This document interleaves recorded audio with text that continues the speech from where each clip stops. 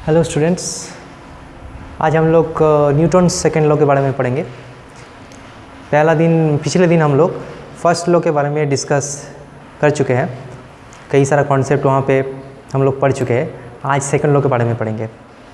Generally क्या होता है, सेकेंड लॉ में ज़्यादा कन्फ्यूजन होता है कि सेकेंड लॉ में कई सारा चीज़ एक साथ है ना, इसीलिए ज़्यादा कन्फ्यूजन होता है।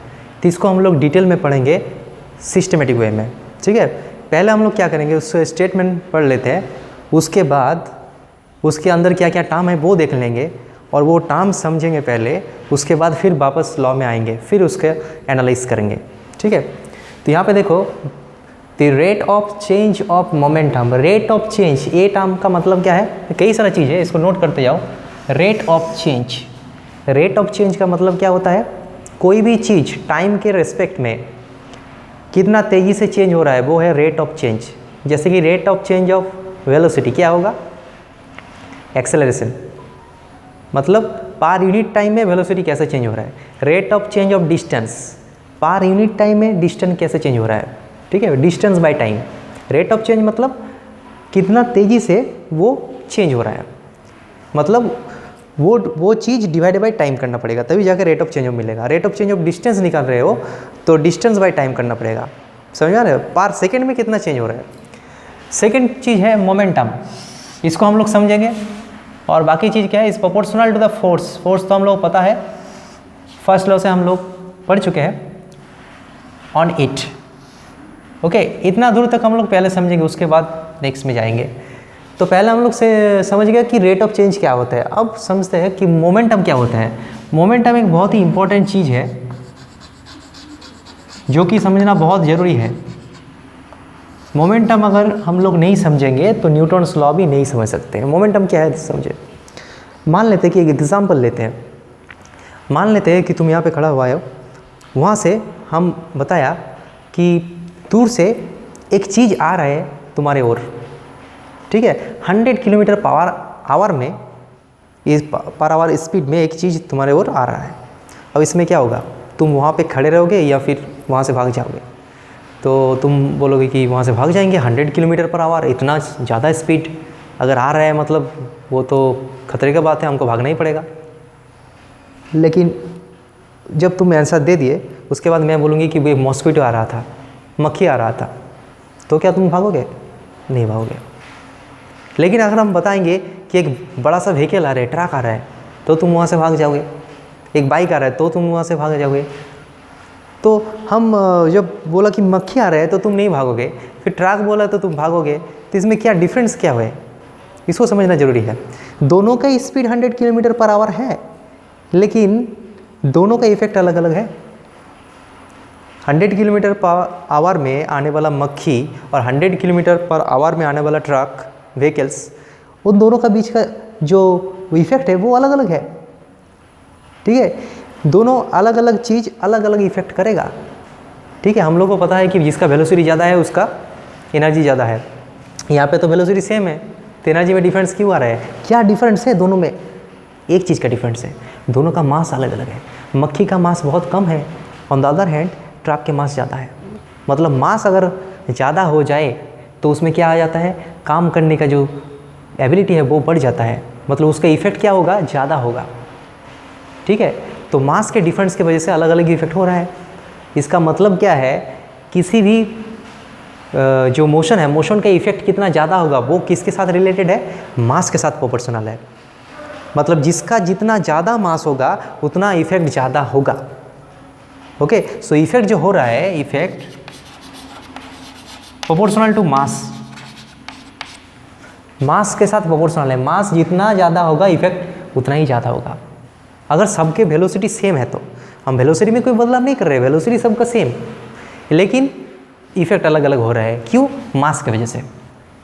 अब दूसरा एग्जांपल लेते हैं कि वेलोसिटी सेम है, मास अलग अलग है। अब मास सेम है, वेलोसिटी अलग अलग है, ऐसे काम करते हैं तो क्या होगा, ठीक है ना। तो सेम मास है, मतलब मान लेते कि दो बाइक है, आ रहा है, तो दोनों का ही मास सेम है, तो उसको छोड़ो, मतलब सिंपल एग्जांपल लो। एक पत्थर दे के एक कांच में हम लोग ऐसे फेंक रहे हैं, तो एक पत्थर को, दोनों का मास सेम है, एक ही साइज़ का दो पत्थर है, दोनों का मास सेम है, तो एक पत्थर को हम हल्का छोड़ रहे हैं, मतलब 10 मीटर पर सेकेंड में छोड़ रहा है, तो वहाँ पे कांच कैसा टूटेगा। और एक को हम लोग सेम पत्थर एक ही साइज़ का, उसको बहुत ज़ोर से फेंकेंगे, मतलब उसको मान लेते हैं कि 30 मीटर पर सेकेंड में फेंकेंगे, तो उसमें इफेक्ट अलग अलग आ गया, उसमें ज़्यादा टूटेगा। तो जिसका ज़्यादा वेलोसिटी होगा उसका क्या होगा, इफेक्ट ज़्यादा होगा, वहाँ पे ज़्यादा काम होगा। तो यहाँ पे हम लोग देख रहे हैं कि मास अगर सेम होगा तो वेलोसिटी से ऊपर डिपेंड करेगा कि कैसा इफेक्ट होगा। सेम मास का दो बॉडी है लेकिन ज़्यादा जोर से मारेंगे तो ज़्यादा इफेक्ट होगा। मतलब क्या है, ये जो इफेक्ट है ये वेलोसिटी के साथ भी प्रोपोर्शनल है। मतलब सेम मास वाला आइडेंटिकल अगर बॉडी रहेगा तो जिसका वेलोसिटी ज़्यादा होगा उसका इफेक्ट भी ज़्यादा होगा। ठीक है, तो हम लोग कैसे डिटरमाइन करें, हम लोग पहले देख चुके हैं कि वेलोसिटी अगर सेम है तो मास अगर ज़्यादा होगा तो इफेक्ट ज़्यादा होगा, फिर वेलोसिटी ज़्यादा होगा तो इफेक्ट ज़्यादा होगा। ठीक है, मतलब मास के ऊपर भी डिपेंड करेगा और वेलोसिटी के ऊपर डिपेंड करेगा। मतलब कोई भी चीज़ का जो मोशन है बॉडी का, उसका क्या डिपेंड करेगा, उसका इफेक्ट कितना ज़्यादा होगा, किसके ऊपर डिपेंड करेगा, एक तो होगा मास और दो है वेलोसिटी। मास और वेलोसिटी दोनों के ऊपर ही डिपेंड है, दोनों ही प्रोपोर्शनल है। तो इसको एनालाइज करना काफ़ी मुश्किल हो जाएगा, इसीलिए हम लोग क्या करते हैं, दोनों मिला के क्वांटिटी बना लेते हैं और इसको कुछ नया नाम दे देते हैं जिसके अंदर मास भी होगा और वेलोसिटी होगा। इसीलिए हम लोग एक नया क्वांटिटी बनाया जिसका नाम क्या है, मोमेंटम, और उसका मतलब क्या है, मास इनटू वेलोसिटी। ठीक है, क्योंकि ये एनालाइज करना मुश्किल हो रहा है क्योंकि इफेक्ट मास के साथ भी प्रोपोर्शनल है, वेलोसिटी के साथ भी प्रोपोर्शनल है।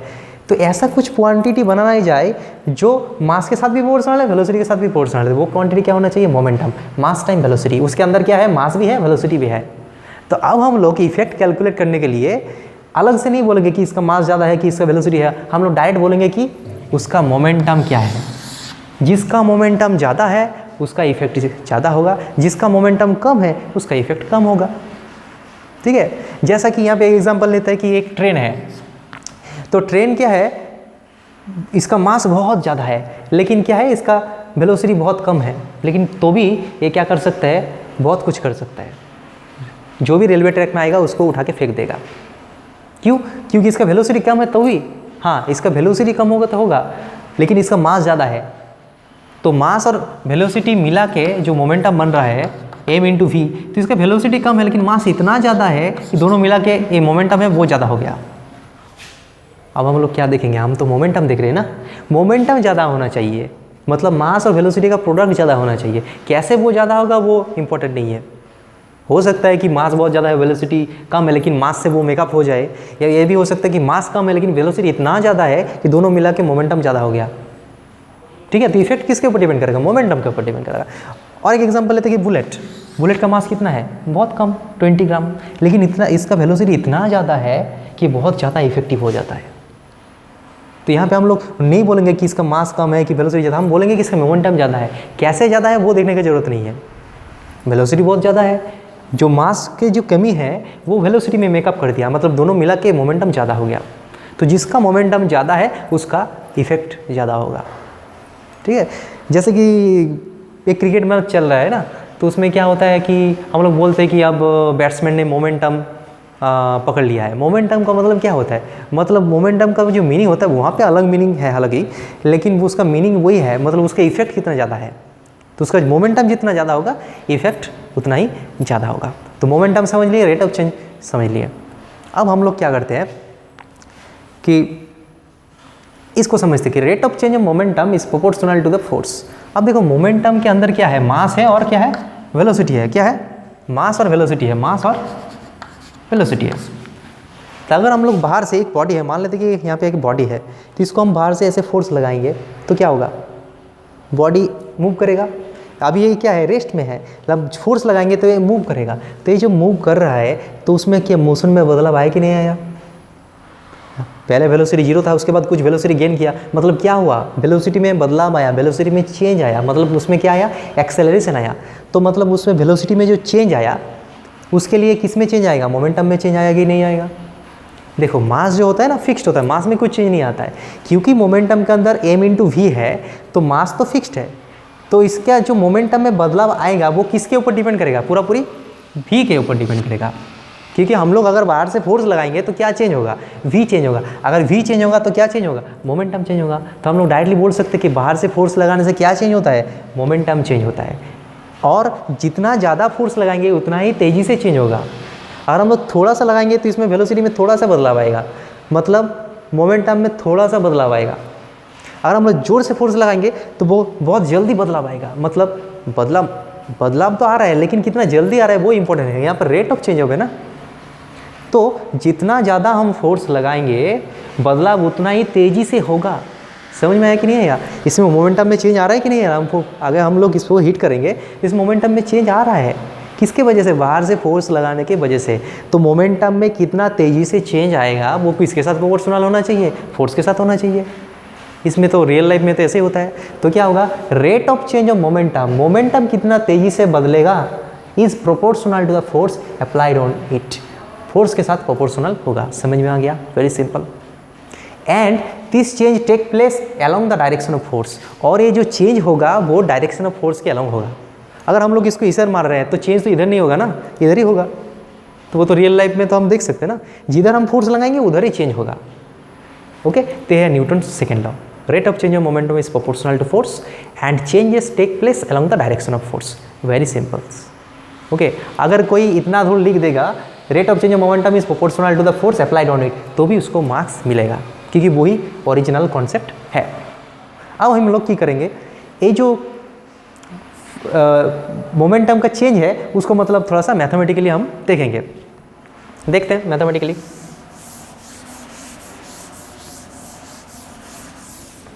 अब देखो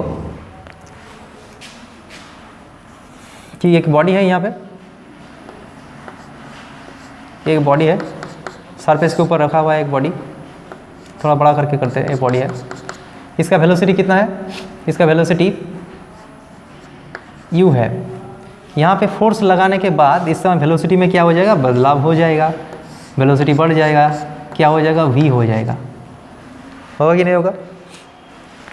तो किसके वजह से बदलाव आया, फोर्स लगाने की वजह से। फोर्स कितना लगा, f। इसमें एक्सेलरेशन कितना आया, एक्सेलरेशन मतलब rate of change of velocity. Velocity का कितना चेंज हुआ, v माइनस यू। टाइम कितना लगा, t। v is equal to u plus at से भी हम लोग लिख सकते हैं, पर t is the time, t is the time, u मतलब इनिशियल, v मतलब फाइनल वेलोसिटी। तो अब देखो, इसको समझने से पहले हम लोग काम करते हैं,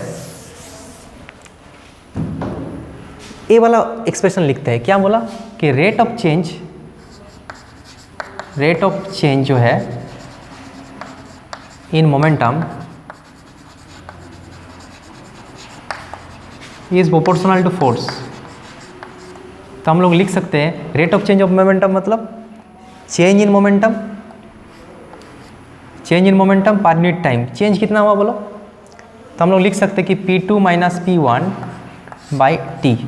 हम लोग मान लेते कि पहले मोमेंटम P1 था, उसके बाद क्या हो गया, P1 से P2 चेंज हो गया, ठीक है, proportional to force, capital F।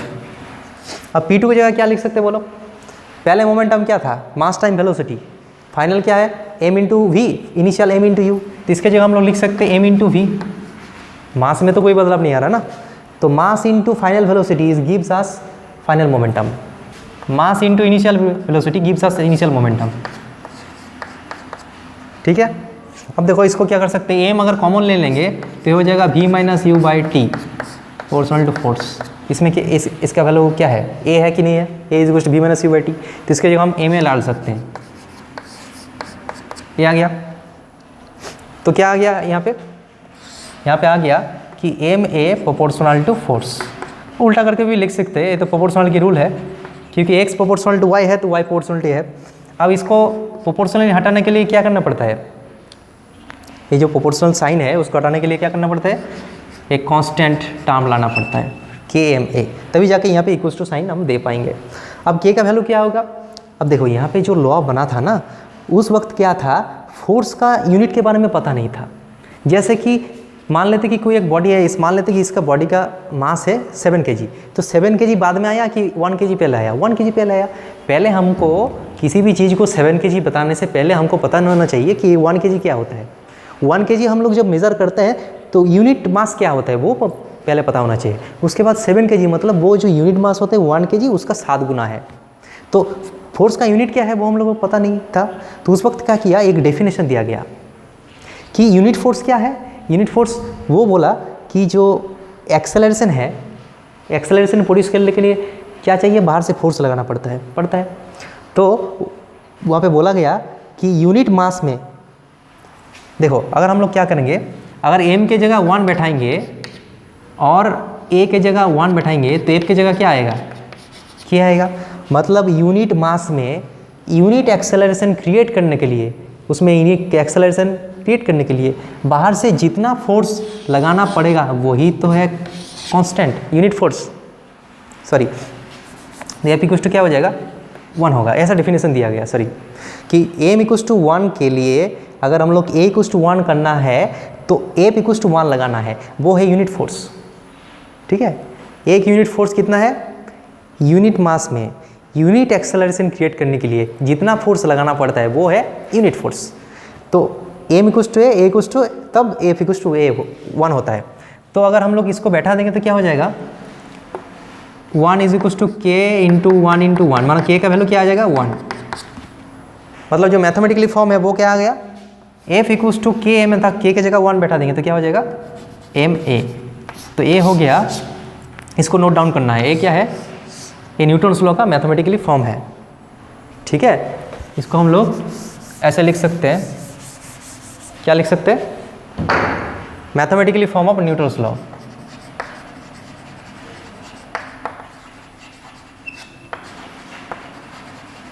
Second law. ठीक है, तो कोई अगर पूछेगा कि what is Newton second law, तो ऐसे मत बता देना कि एफ इक्वल टू m है। ये मैथमेटिकली फॉर्म है, मतलब कैलकुलेशन के बाद एक सिंप्लीफाइड फॉर्म है जिसको हम लोग न्यूमेरिकल में लगा सकते हैं, लेकिन उसका लॉ ओरिजिनल क्या है, ए है कि rate of change of momentum is proportional to force. ए वर्ड तुमको बोलना है तभी वो न्यूटन सेकेंड लॉ होगा। Rate of change of momentum proportional to force, momentum कितना तेजी से बदलता है वो फोर्स के साथ प्रोपोर्शनल है। हाँ, उसको थोड़ा सा एनालाइज करेंगे तो ये टर्म आ जाएगा, एफ इक्वल टू ए में आ जाएगा, लेकिन ये मैथमेटिकली फॉर्म है, न्यूटन सेकेंड लॉ नहीं है, वे mathematically form of Newton second law है। ठीक है, तो यहाँ पे क्या पता चला, यहाँ पे न्यूटन्स लॉ से पता चला कि in order to create acceleration we must have force, मतलब किसी भी बॉडी में एक्सेलरेशन क्रिएट करने के लिए हम लोग को क्या चाहिए, फोर्स चाहिए। ठीक है, मतलब यहाँ पे हम ये भी लिख सकते हैं कि ए प्रोपोर्शनल टू ए, वो मैथमेटिकली लिख सकते हैं कि एक्सेलरेशन ज़्यादा है तो उसका मतलब फोर्स भी ज़्यादा होना चाहिए, और फोर्स जितना ज़्यादा होगा एक्सेलरेशन भी क्या होगा, उतना ही ज़्यादा होगा। ठीक है, अच्छा वो वाला डेफिनेशन लिख लेते हैं कि फोर्स रिक्वायर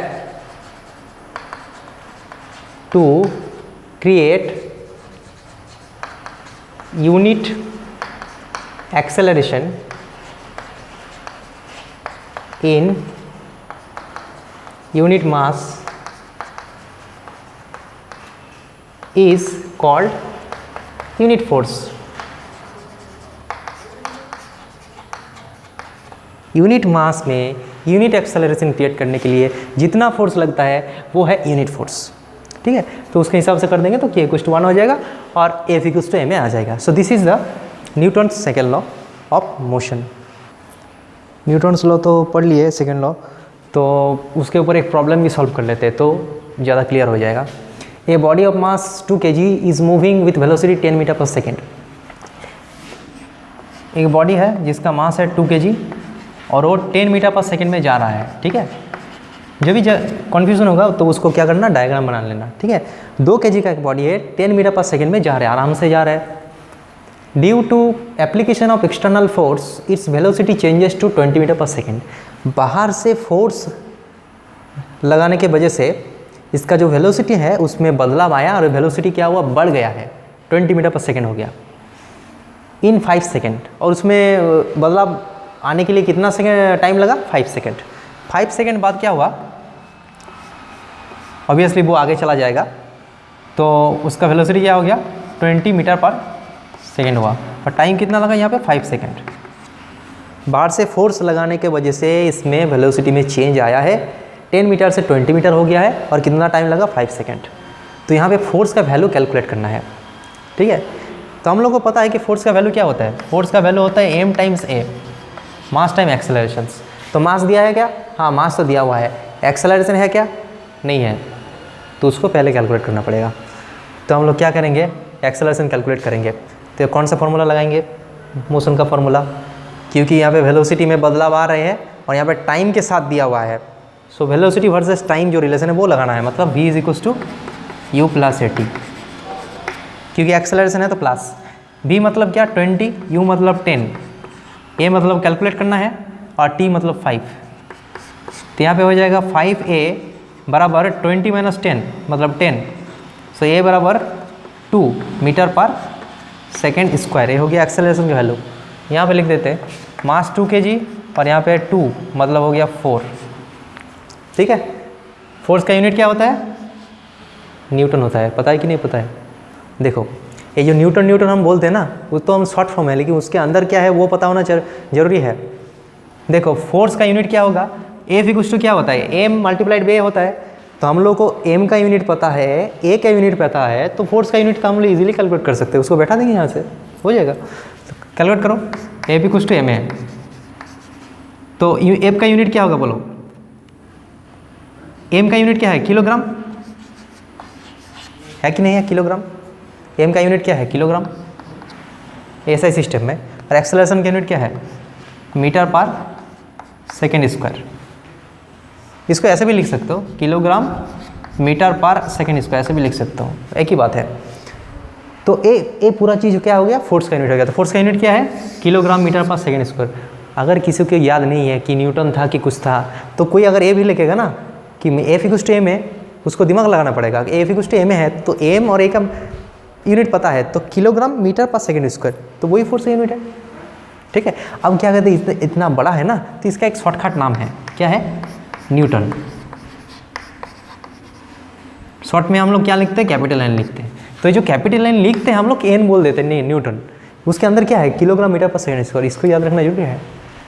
और एक यूनिट क्या होता है, ये तो ऐसा यूनिट हो गया। सीजीएस में यूनिट इसका क्या होगा, ग्राम सेंटीमीटर पर सेकेंड स्क्वायर। इसको हम लोग शॉर्टकट में क्या बोलते हैं, डाइन बोलते हैं, DYN, डाइन।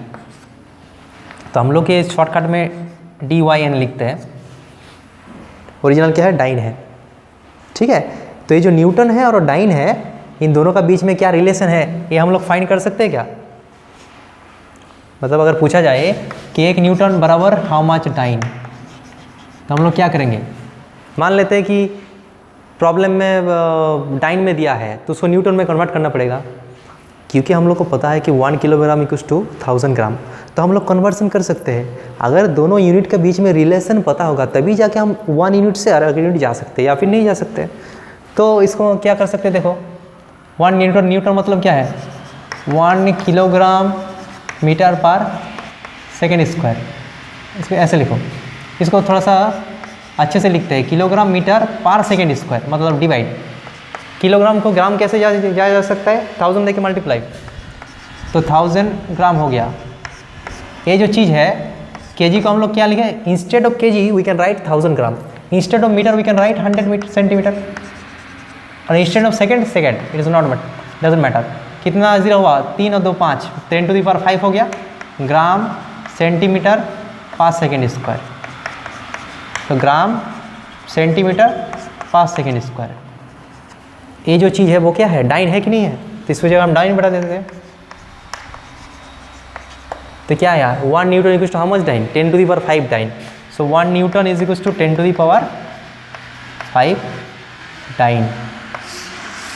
अगर हम लोग को न्यूटन से डाइन जाना है तो 10⁵ देके गुना करना है, अगर डाइन से न्यूटन करना है तो 10⁵ देके डिवाइड करना है। और 10⁵ देके डिवाइड करने का मतलब ही क्या है, 10⁻⁵ देके गुना करना है। समझ में आ गया। देखो एक चीज़ बता दे रहा हूँ, इसको बहुत काम में आएगा। देखो 1 किलोग्राम बराबर क्या होता है, 1000 ग्राम होता है ना। तो इसको हम लोग कैसे लिखेंगे, अभी तो स्मार्ट हो गया है, 10⁻⁴ में लिखेंगे, ठीक है। तो केजी से जब ग्राम जाएंगे तो क्या करना पड़ेगा, 10⁻³ देके मल्टीप्लाई करना पड़ेगा। मतलब 2 kg मतलब क्या होगा, 2 × 10⁻³ ग्राम। मान लेते कि 2 ग्राम है हाउ मच के जी, कैसे निकालेंगे 2 divided by 10 to the power 3, 1000 देके डिवाइड करना पड़ेगा। इसको हम लोग कैसे भी लिख सकते कि नहीं लिख सकते, डिवाइड करना मतलब उसका माइनस पावर से गुना करना, एक ही बात है। तो हम लोग क्या कर सकते हैं, जब एक यूनिट से दूसरे यूनिट जाएंगे तो फिर हमको पता होना चाहिए कि उसका कितना ऑर्डर में डिफरेंस है। तो हम लोग को पता है कि केजी ग्राम में 10 टू द पावर 3 का डिफरेंस है। अगर हम लोग बड़ा यूनिट से छोटा जा रहे हैं तो उसका प्लस पावर से गुना होगा, अगर छोटा से बड़ा जा रहे हैं तो उसका माइनस पावर से होगा, काम खत्म। 1 metre equals to how much centimetre, metre और सेंटीमीटर में कितना अंतर है 10 टू द पावर 2, 100 जो है वो मल्टीपल है। अगर सेंटीमीटर से मीटर जाएंगे मतलब छोटा से बड़ा जाएंगे तो 10 टू द पावर -2 देके गुना करना पड़ेगा, और बड़ा से छोटा जाना होगा 10 टू द पावर 2 देके गुना करना पड़ेगा। मतलब उसको अलग से मतलब हमको करना पड़ेगा ना, ऐसे तो नहीं चलेगा। अब हम लोग थोड़ा सा स्मार्ट होना पड़ेगा, जो हम लोग इतना जीरो नहीं लिखेंगे उसको पावर में लिखेंगे तो जाके सिंपल हो जाएगा। तो ठीक है, न्यूटन सेकंड लॉ यहाँ से स्टडी करो, एनसीईआरटी से पढ़ो। नेक्स्ट दिन हम लोग क्या करेंगे, मोमेंटम कंजर्वेशन के बारे में बात करेंगे और थर्ड लॉ के बारे में भी बात करेंगे।